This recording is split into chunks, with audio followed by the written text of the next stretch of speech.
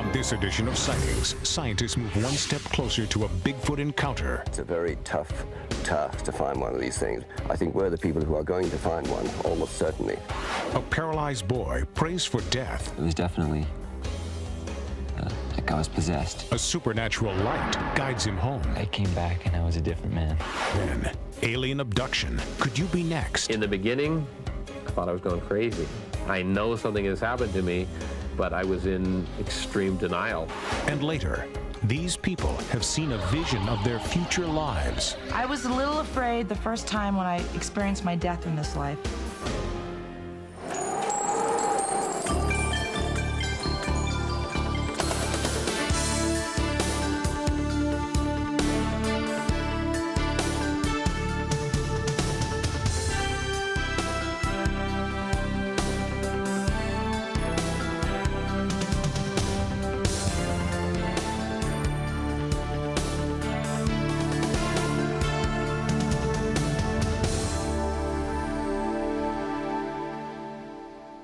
Welcome to Sightings. I'm Tim White. In business, competition and secrecy are par for the course. Well, the same holds true for paranormal investigators. That's a problem, especially for investigators in search of Bigfoot, who need to keep track of sightings and possible migration patterns. Now, one organization is trying to collect every report, footprint, and eyewitness account into one communal database.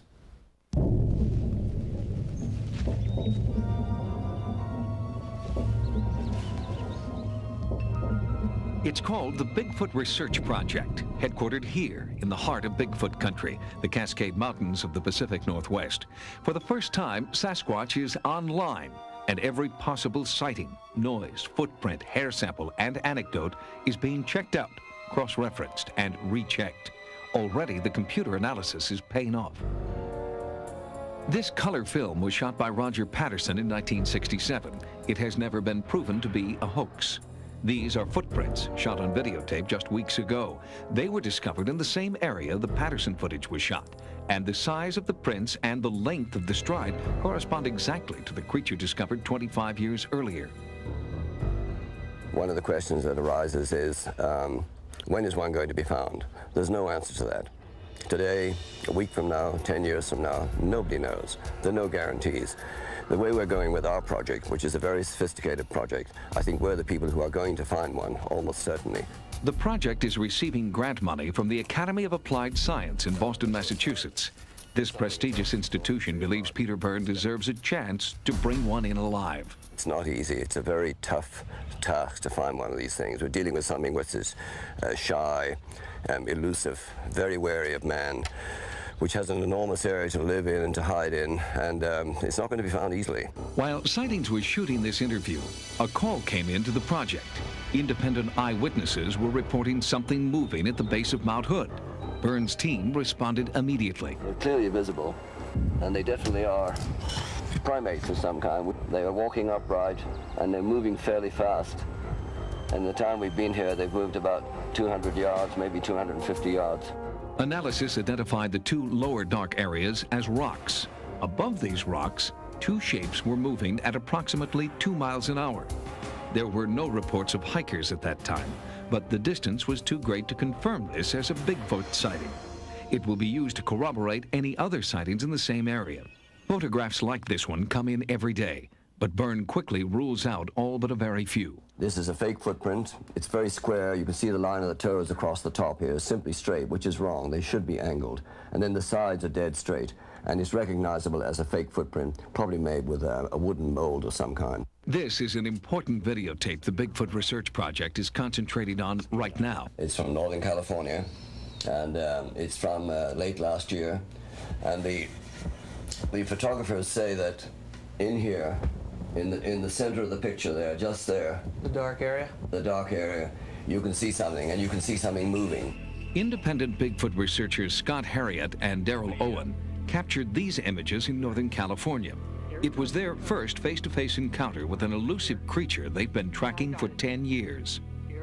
I can see him pointing at something. After about 29 seconds, he then lowered the camera, looked at me, and started crying. I mean, he literally had a little minor break, started crying and said, let's get out of here. I was very scared at that point as well. We went down the hill. I'm crying at this moment, so excuse my voice. It's right here. You can see it. Okay. The footage is being analyzed at Wonderfilm Design. Here, advanced computer enhancement technology allows researchers to take a closer look. Right here would be the head and the arm down this way. Now let me rock back and forth here, and as you can see that it's something right there is moving while everything else in the picture stays static. There is something unusual moving in the thick woods of the Cascade Range, but the Bigfoot Research Project remains cautious in their optimism. Hoaxes are rampant in a field where film and videotape are considered still the best evidence. Especially in the 1960s and 70s, it seemed like everyone with a fursuit and a lot of spare time was coming up with supposedly authentic photographic evidence. Only a few pieces of photographic evidence have deserved serious attention. But even these compelling images aren't enough to satisfy scientists. I have to say that I'm a skeptic regarding the Sasquatch. It would probably be, if we were able to verify its existence, the most exciting biological find of the century.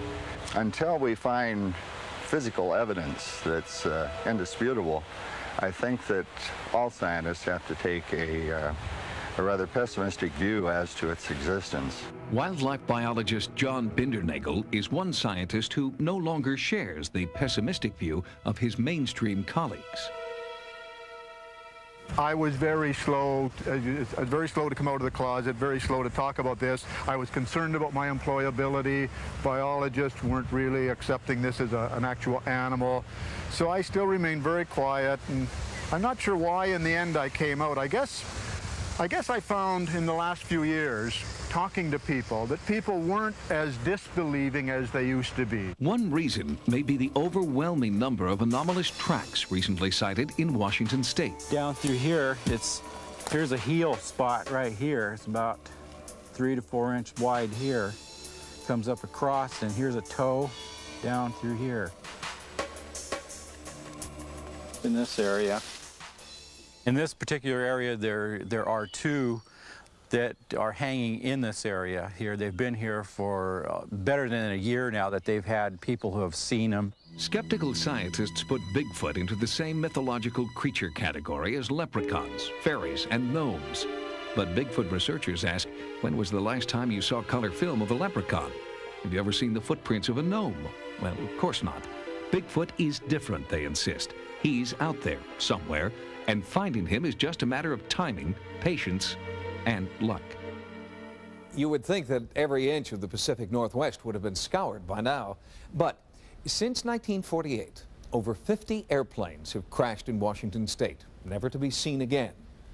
If large reflective metal craft have remained undetected for as long as 50 years, perhaps it's not so far-fetched that researchers have yet to recover a Bigfoot. Coming up, a young boy's encounter with a supernatural light saves him from certain death. It was very dark and lonely, and that was just replaced by a brilliant light. What happened to Will Barton was nothing short of a tragedy. After a serious fall, doctors told the 16-year-old that it would be a miracle if he ever walked again. Will Barton believes that first angels and then a near-death experience created that miracle in his life. Will's transformation began here on the family's 1,000-acre ranch in Carmen, Idaho. They call it God's country, a clean, safe place to raise a family, a place that tragedy usually forgets. We were having a family reunion, and all of my brothers and sisters were together for the first time in probably 5 years. And we were having a really enjoyable time together. We had decided that we would have Christmas before everybody went home, and William was assigned to get the Christmas tree. Will and his friend Matt volunteered to drive into the mountains in search of the perfect Christmas tree. And just, boom, I saw the tree I wanted. It was just beautiful. Will wanted to climb the tree and cut off just the top, but his friend warned him it was too dangerous. I didn't see any danger. The hill was very, very steep. The tree was very, very tall. And it was starting to get dark. It was definitely like I was possessed to get the tree. After a brief, breathtaking moment at the top, Will's life changed forever. I just was enjoying the beauty when I could feel my arms scrambling out, trying to find branches, but I didn't have any control. I remember hitting the ground, but it wasn't very intense, like you might think. It was just like jelly was splatting on the floor, and I couldn't feel anything. Will had fallen 50 feet into a steep ravine. His friend Matt needed help to rescue him. We were all in the home. Some of us were playing games, playing with the kids, and all of a sudden, one of the brothers ran in and said, somebody's been hurt.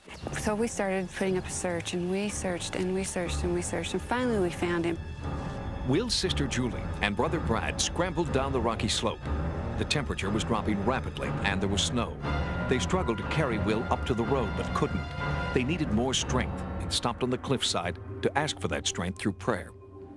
Will told us later that he saw several what he perceived to be white men, angels, so to speak, just come out of heaven and just carry him up the rest of the way out of the mountain. And it was incredible. Our strength was totally renewed, and we just went up the rest of the way. This angelic vision and his rescuers' renewed strength may have been key to Will's survival. Will was rushed from the scene to a local hospital, and the nightmare was just beginning. When Will arrived in the emergency room, he was hypothermic, meaning he had a low body temperature from lying in the snow for a couple of hours.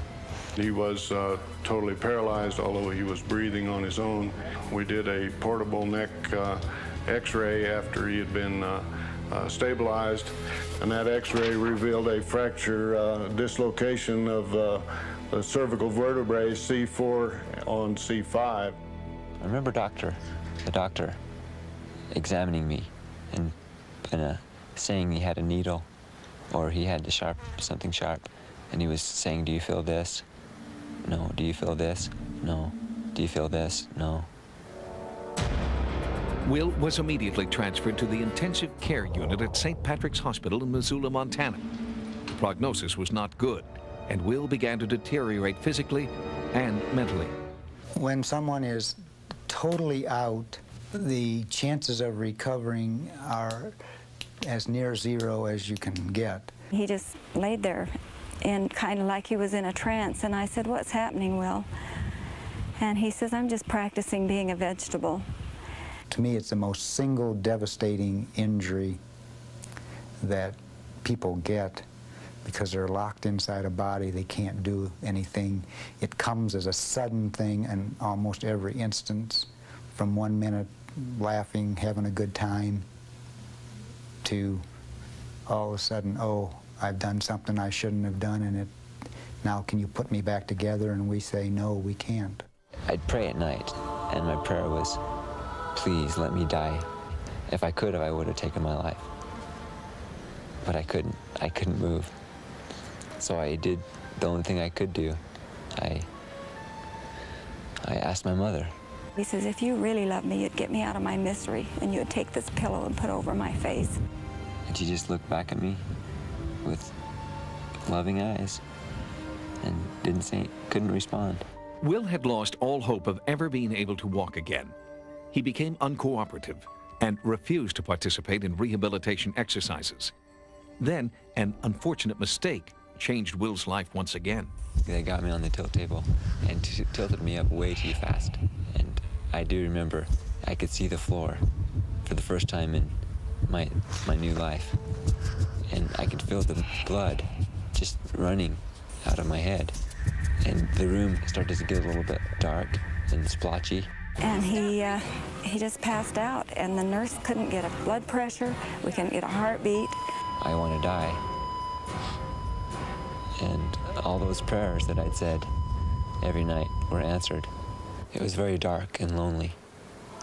And that was just replaced by a brilliant light that just completely drowned the darkness.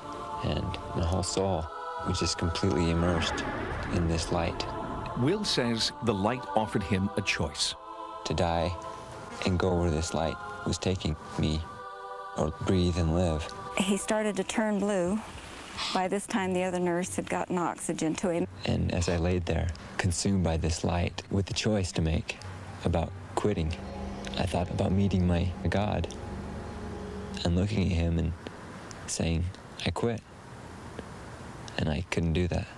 Then his diaphragm started taking over again, and he was breathing shallowly again. I came back and I was a different man. I could just feel my face shining, and I just glowed. Will says he was transformed by the experience that took him to the very brink of death.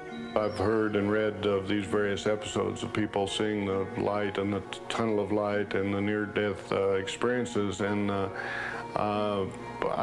I'm sure that there's something that occurs. I don't think we have any scientific explanation. Before the accident, William was very shy. After his experience, it was like the dam broke and his whole being came out, and we got to know William at that point. I was going to live my life. And the doctors kept saying, you'll never walk again, Will.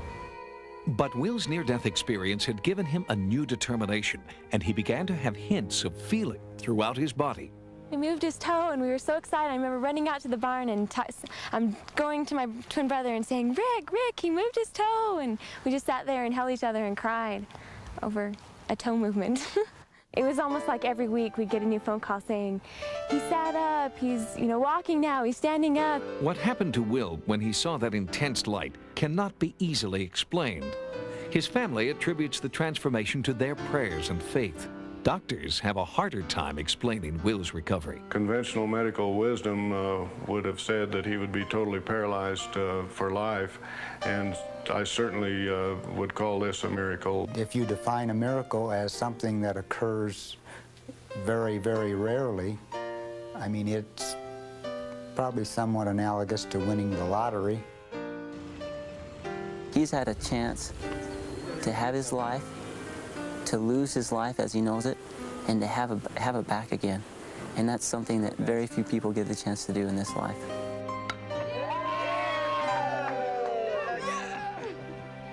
Since his near-fatal accident, Will Barton has gone from paralysis to first a walker, then braces, a cane, and now he walks on his own. Doctors have stopped putting limits on what he may be capable of next. With his recovery in full swing, Will is on to the next challenge. He's enrolled in college. Next, is intuition more than a feeling? Is it a psychic ability we all possess? 25% of Americans tend to rely on their intuition. Intuition has been described as knowing something without knowing how you know it. It's also called gut instinct, hunch, or even ESP.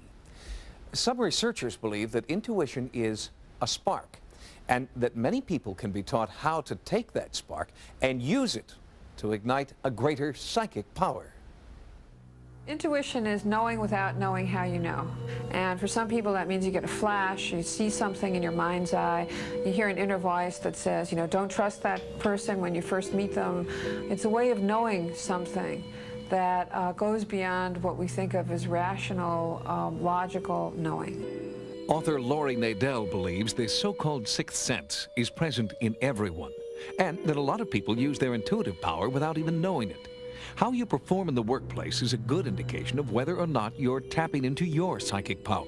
Certain people will go in and they'll do a lot of studies, and they'll do time management studies and cost analyses, and they'll look at all the numbers and all the data, and then you'll have somebody who's like a troubleshooter, who's kind of a maverick, and that person might go in and say, look, I want to talk to these 3 people, and they'll talk to 3 people for 20 minutes apiece, and they'll come up with a big picture of what's wrong. Long-term studies are now testing for intuitive ability, trying to determine if certain people are more psychically tuned in than others. 25% of Americans tend to rely on their intuition, and 75% tend to use their 5 physical senses.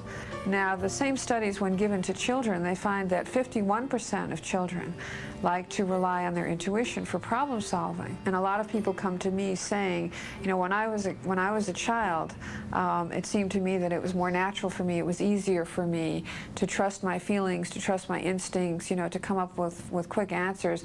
And now I'm always second-guessing myself. I know mine was activated. I didn't realize that I had this. And it seems to occur for me in very threatening, life-threatening, fearful situations or in very intense cases. They're going to make the arrest if it was across state lines against her will, yes. Jane Finnegan believes it was her intuitive ability that kept her alive during the 14 years she served as a New York City police officer.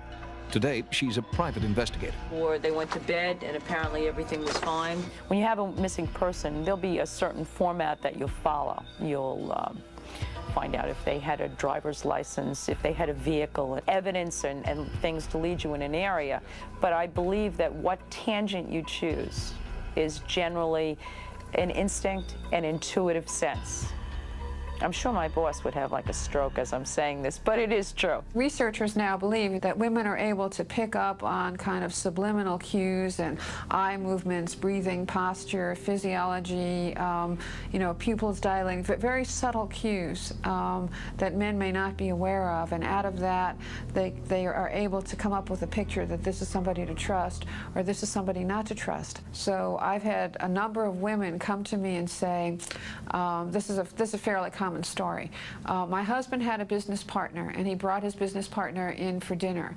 And I told him after dinner, Fred, don't do it. This man is going to take advantage of you. You're going to get hurt. It's going to, you know, you're going to get into trouble. And in each of these stories, of course, the man had gone off and hired the business partner, gotten into business with him.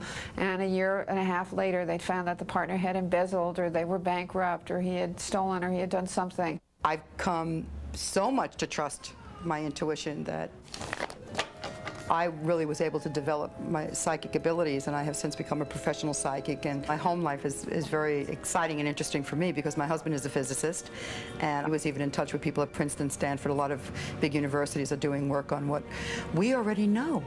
We already know this. Not everyone has the potential to be a professional psychic, but there are ways to better develop your own intuition. It's kind of like the old joke about Carnegie Hall. Practice, practice, practice. Part of what you're learning how to do is to focus your attention. Then you can actually ask your intuition or ask your hunches or gut feelings to give you answers to questions. Beyond semantics, is there a difference between intuition and ESP? Our experts define intuition as foresight based on some degree of prior knowledge, no matter how small that knowledge may be. Psychic ability, on the other hand, is foresight without any prior knowledge. Coming up, alien abduction, fantasy or fact? Either there's something very special about this fantasy, or it's not a fantasy. Could you be next? Then, have these people traveled through time? And a musical crop circle mystery.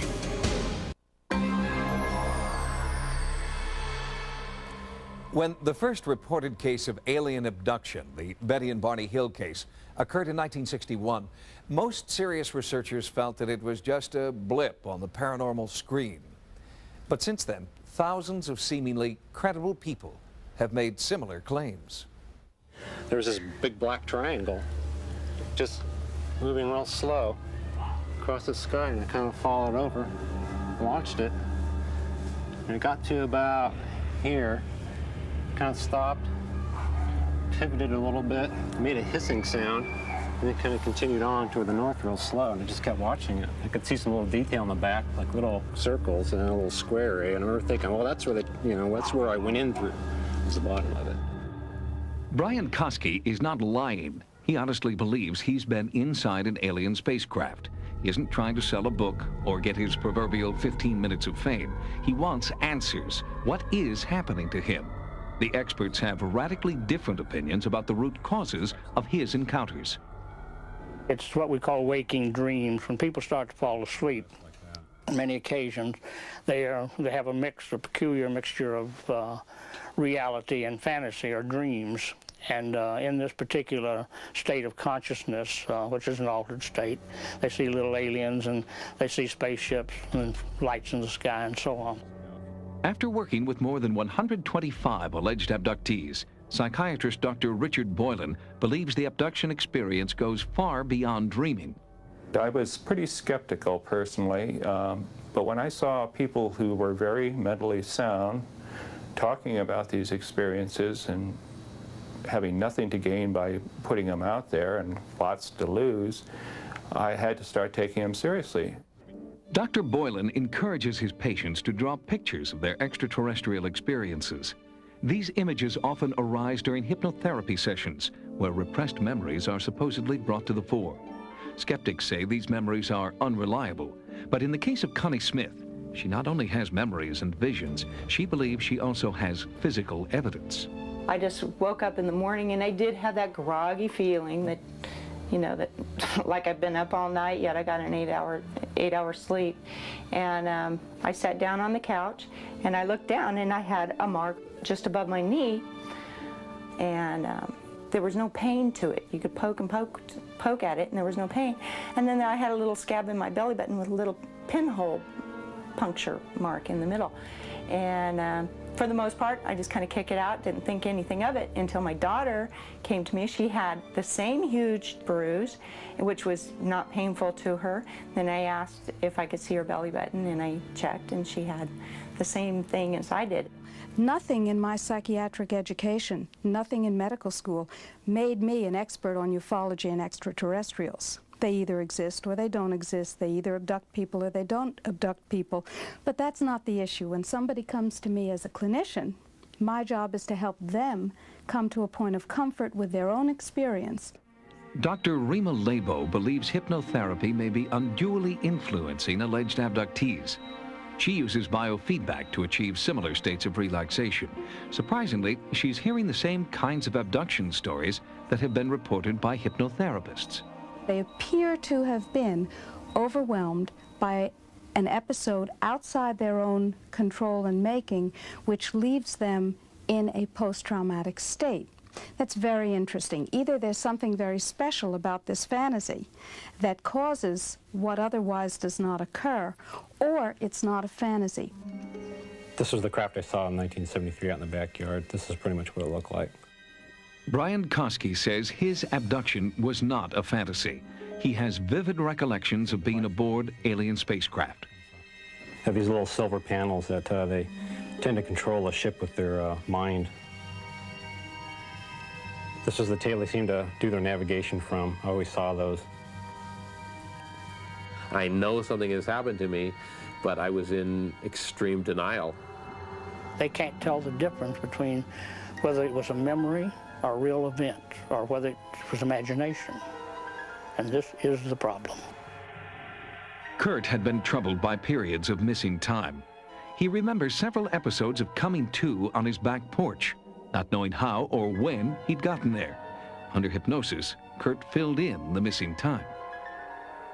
I looked down the stairs to my right, and standing there was a being that is very hard to describe. It's unlike anything I have ever seen or have since seen.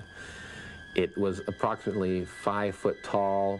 I call it kind of a pillowy liquid kind of being. There's no form to it. The only thing that even remotely resembles a human was what I believed to be 2 little black, like Raggedy Ann doll eyes that it had in the area that looked like its head. Other than that, unlike anything that I've ever seen. Keith Thompson is the author of Angels and Aliens, a book that tries to delineate between myth, imagination, and reality in the abduction phenomenon. Although he remains grounded in the laws of physics, Thompson still keeps an open mind. I believe they've had experiences of a reality that is somehow both part of our reality, but also larger than our reality. It's almost as if my dog is sitting on the living room floor. I'm watching the evening news. I can follow what's going on in the evening news differently from my dog. When my dog hears the sounds, he hears the newsman and the reporter's voice, but doesn't track it the same way I do, doesn't track the content. Likewise, I think in relationship to the UFO phenomenon, we're tuned into it. But it is so dimensional, it is so complex, and so much more comprehensive than our capacity to perceive it, that we can only pick out those parts of the signal that fit for us. and we do our best to explain them to ourselves. But we end up having to try to fit it into our categories, and I think the problem with that is that it just doesn't fit. It's a larger reality. I believe I've been touched by something that's not from this reality that we're used to. You're not just seeing something in the sky and saying, that was weird. This is something that affects you all your life. I know it as real as I'm sitting here talking to you people, that what has happened to me has indeed happened. Joining me now is psychologist Dr. Robert Baker. He is Professor Emeritus from the University of Kentucky. Dr. Baker is a researcher who believes that the alien abduction phenomenon is out of control. Dr. Baker, if supposed abductees feel that they're being helped through therapy and hypnosis, well, what's the harm in that? There's no harm in hypnosis itself. It can be used both for good and for evil. The problem is that the hypnotist should not mislead both himself and his client into believing certain things happened that never happened, or to believe that things didn't happen that did happen. What advice would you have, Dr. Baker, for someone who believes that they may have been the victim of an alien abduction? What should they do? You should go to see a therapist who can help you deal with the anxiety and the other aspects of your living that have been disturbed by this experience that you think you've had. Dr. Robert Baker, thank you for joining us. And we'll be back with more sightings in just a moment. Coming up, is time travel an amazing new possibility? It was very exhilarating, the initial impact of jumping into the future. Throughout history, there have been visionaries. In the 15th century, Leonardo da Vinci was designing helicopters. Is this ability to see into the future a special gift or something that lies dormant within all of us? Hypnotherapist Dr. Chet Snow believes that he may hold the key to unlocking a visionary power we all have. The first step, paradoxically, is to forget. Forget your preconceived notions about past, present, and future. Allow your mind to ask the same questions great philosophers have asked since the beginning of history. What is time? And can I travel through it? It was very exhilarating, the initial impact of jumping into the future. I was a little afraid the first time when I experienced my death in this life. That was kind of scary. I like the world like it is now. I'm not sure about the vision I saw of the future. I want to start out by having us take a few deep breaths, so just close your eyes. Their visions are the result of a process called future life progression. In Santa Fe, New Mexico, Dr. Chet Snow believes relaxation techniques and hypnosis allow his clients to transcend time and experience a possible future. It is essentially what we have found is that when you're in the dreaming mind, you can bypass this concept of past to present to future, and you're sort of in an eternal now. And so the mind can then look at the future, and yet to the person who's experiencing it, it's what they're experiencing right at that moment, and so it's like simultaneous to them. Until recently, interdimensional time travel was considered an exclusive club whose membership was limited to Nostradamus, Edward Casey, and a handful of psychics and futurists. Certainly looking for the future or hunting for the future is a very ancient tradition, and people have wanted to know about the future as long probably as there have been human beings on the planet. What has changed is that now, instead of relying on a few psychics who have this extraordinary ability to look into the future, ordinary people can actually do a workshop and look into their own future. Now people can see a very personalized vision. We were supposed to die and experience our life in the future, but for some reason it triggered me to experience my death in this life. So I wasn't really ready for that, but it happened. When I looked in the mirror, I scared myself, and I was really, really skinny, and I looked at my legs and they looked like polio legs, and I think I was like dying of some disease where you just get emaciated. Death is an inevitable stage in any future life progression, but it doesn't necessarily end there. Both Michael Husband and Joff Seljas experienced a personal future that took them to the sea. So the year was 2150. I was working in an underwater station. There were tanks filled with fish, and there were long trays of salt water that also had sea life in them. And I was a monitor of some kind. I had machinery, I had notes, and my job was to monitor the sea life. I was piloting a vehicle which went in and out of the water, up and down. When I went under the water was very clear and blue. There were perhaps domes or something down at the ocean floor. I did look at a calendar, and it was 2150. That was the year.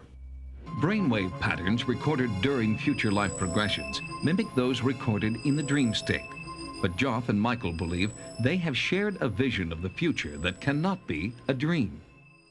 We were both very stunned to find that we both had very, very similar visions. We had seen the same landscape.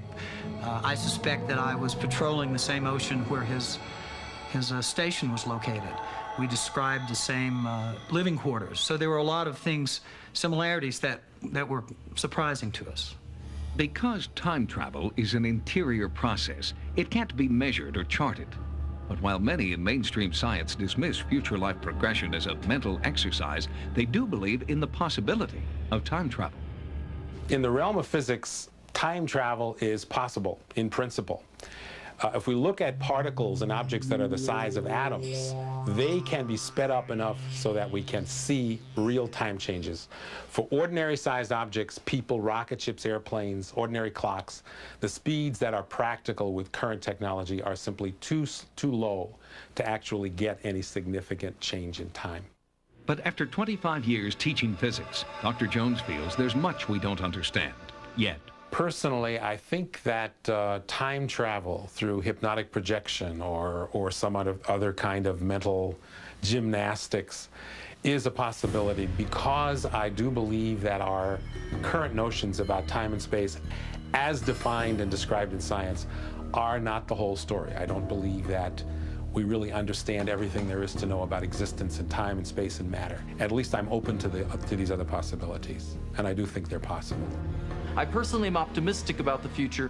I think that once humanity gets awakened, then we will make positive and correct choices, and the future will turn out to be much brighter than some of the people have seen in these future dreams. Dr. Snow believes these visions come when the conscious mind releases its preconceptions about past, present, and future, and steps into the time-space continuum, a concept first suggested by a visionary named Albert Einstein. Hypnosis has been used to great advantage by a number of professional therapists. But it's wise to remember that it's also been used by professional showmen at carnivals. Before investing time and money in hypnotherapy, do your own research. Investigate the claims made by the therapists.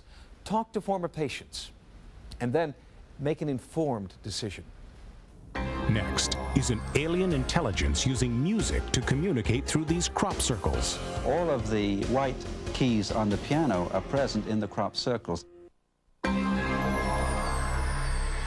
Astronomer Gerald Hawkins drew worldwide attention when he proved mathematically that Stonehenge is a giant celestial calendar.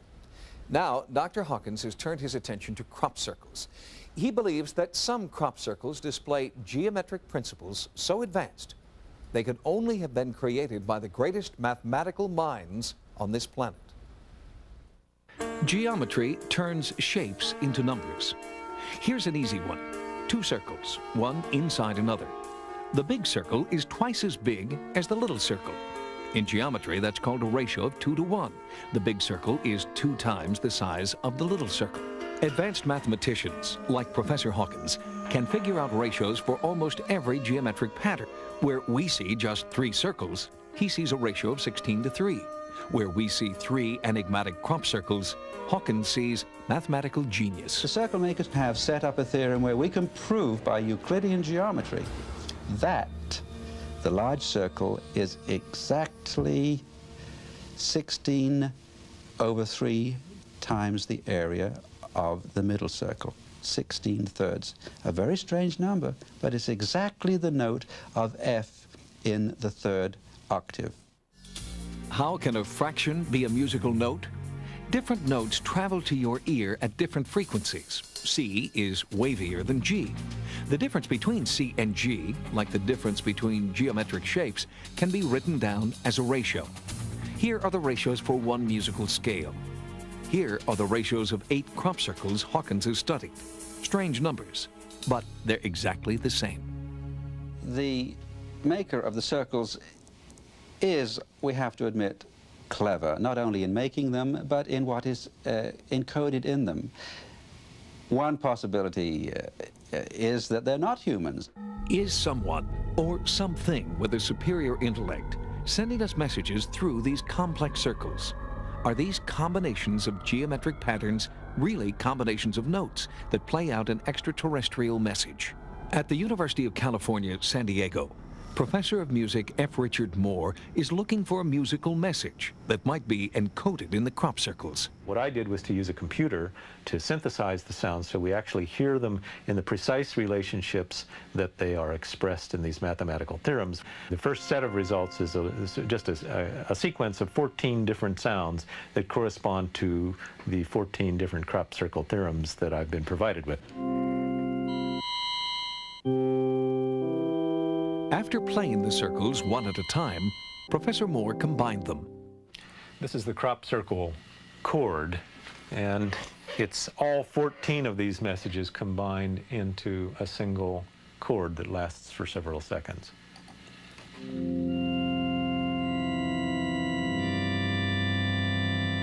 Perhaps in trying to communicate things between different species or different types of intelligent beings, we have to rely on things that are very fundamental, having to do with basic relationships, because we have no conventional way of discussing things when you don't know, even the size of someone or what temperatures they like to live at and this sort of thing. Could the math of the crop circles and their musical properties simply be the product of coincidence and an overactive imagination?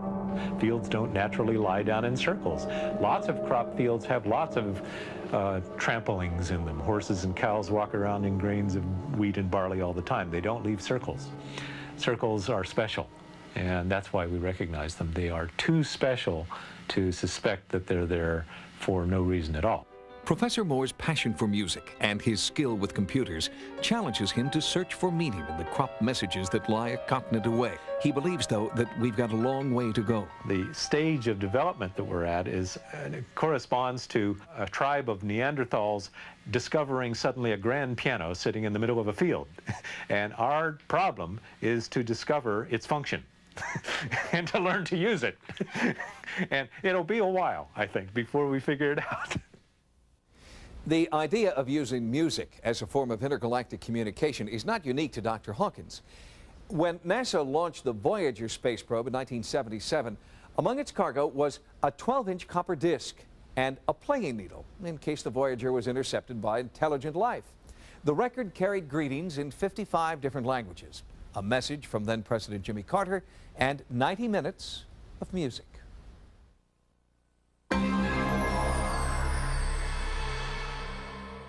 If you've had a paranormal experience, call the Sightings hotline at 1-900-933-SIGHT. That's 1-900-933-7444. Each call 65 cents a minute. Average call lasts 3 minutes.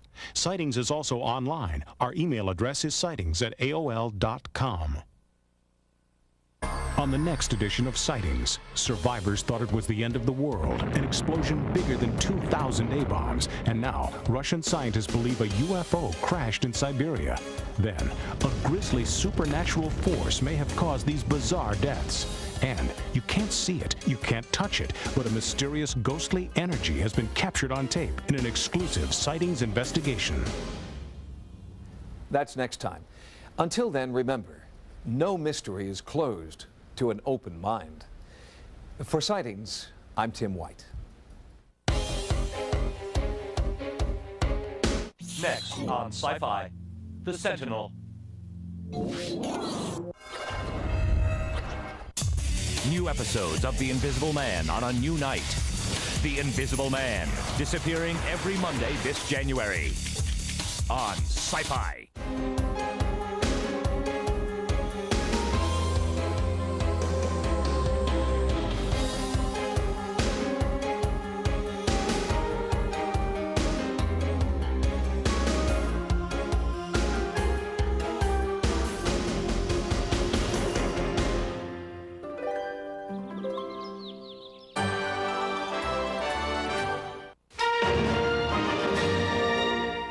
it's something right there is moving while everything else in the picture stays static.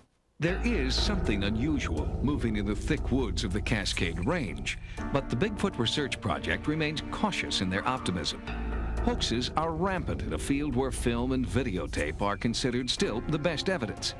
Especially in the 1960s and 70s, it seemed like everyone with a fursuit and a lot of spare time was coming up with supposedly authentic photographic evidence. Only a few pieces of photographic evidence have deserved serious attention. But even these compelling images aren't enough to satisfy scientists.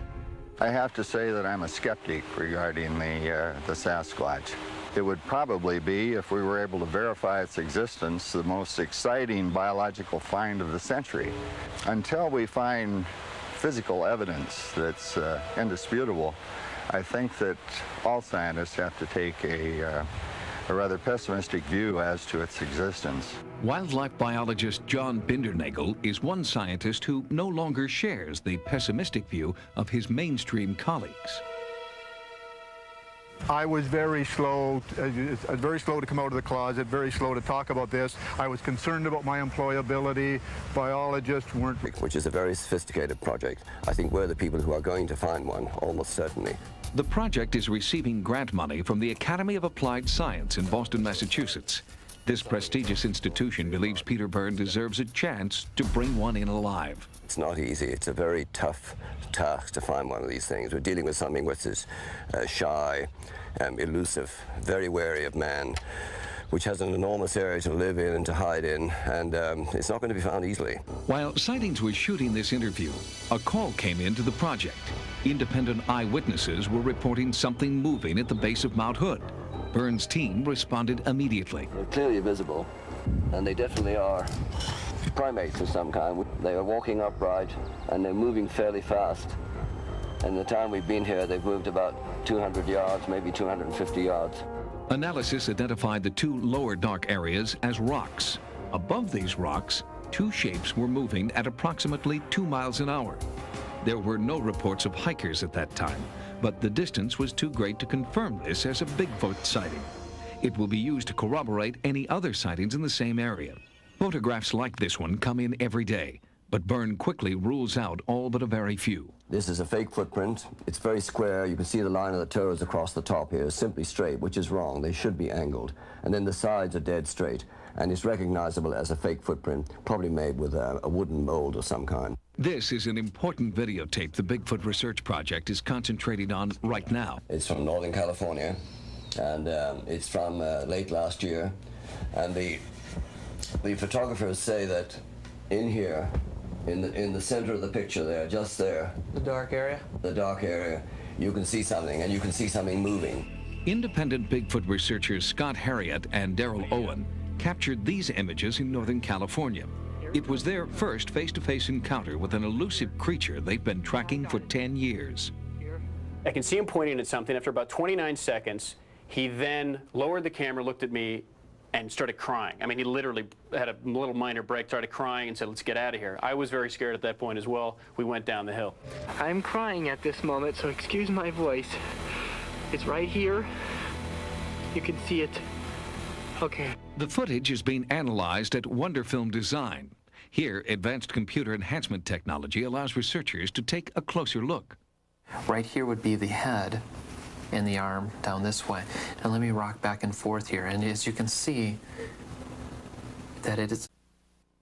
On this edition of Sightings, scientists move one step closer to a Bigfoot encounter. It's a very tough task to find one of these things. I think we're the people who are going to find one, almost certainly. A paralyzed boy prays for death. It was definitely like I was possessed. A supernatural light guides him home. I came back and I was a different man. Then, alien abduction. Could you be next? In the beginning, I thought I was going crazy. I know something has happened to me, but I was in extreme denial.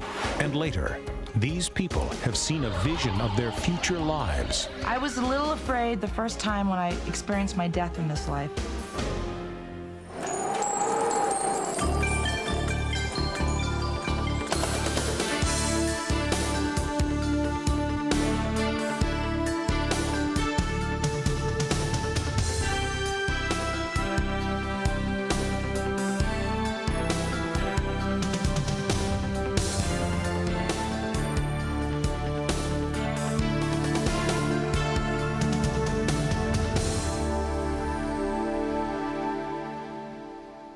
Welcome to Sightings. I'm Tim White. In business, competition and secrecy are par for the course. Well, the same holds true for paranormal investigators. That's a problem, especially for investigators in search of Bigfoot, who need to keep track of sightings and possible migration patterns. Now, one organization is trying to collect every report, footprint, and eyewitness account into one communal database.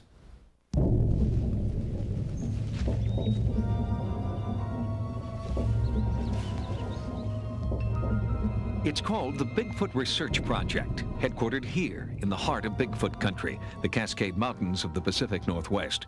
For the first time, Sasquatch is online, and every possible sighting, noise, footprint, hair sample, and anecdote is being checked out, cross-referenced, and rechecked. Already, the computer analysis is paying off.